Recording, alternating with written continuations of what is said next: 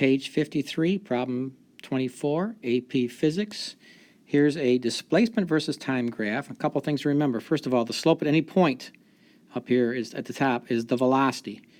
At each particular point is an instantaneous velocity, and there are points in this graph, especially let's say from 0 seconds to 4 seconds, where it's a straight line. This means there's a constant velocity during this time span. And it's very simple here because the slope is the velocity, constant velocity along that path. So from 0 to 4 seconds, the rise is, if you take that whole segment, you can take any part of it, but if you take the whole segment, the rise is 4 meters in 4 seconds. So the speed at any point, so it's averaging 1 meter per second. At any point in that particular time interval, the instantaneous speed is 1.0 meters per second. So that is what the velocity is at t equals 2.0 seconds. So that's the answer to part A.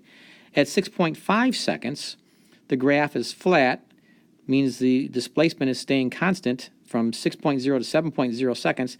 There is no velocity, so that's 0 meters per second.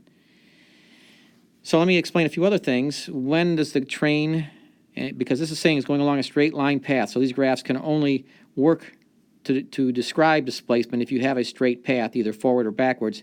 The train is starting, we don't know what's happening before the time period of 0, but the train is moving at a speed of 1.0 meters per second forward or in a positive direction.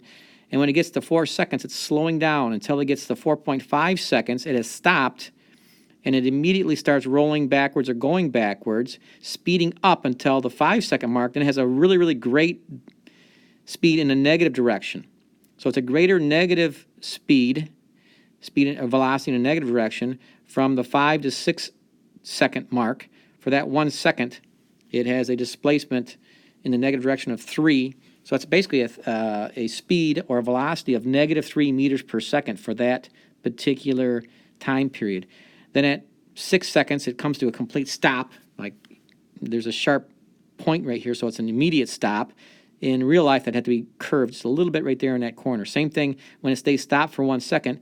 Then it starts going in the negative direction again, instantaneously at about, well, it's back to the negative 1 meter per second speed in the negative direction. So it's negative 1.0 meters per second would be the velocity.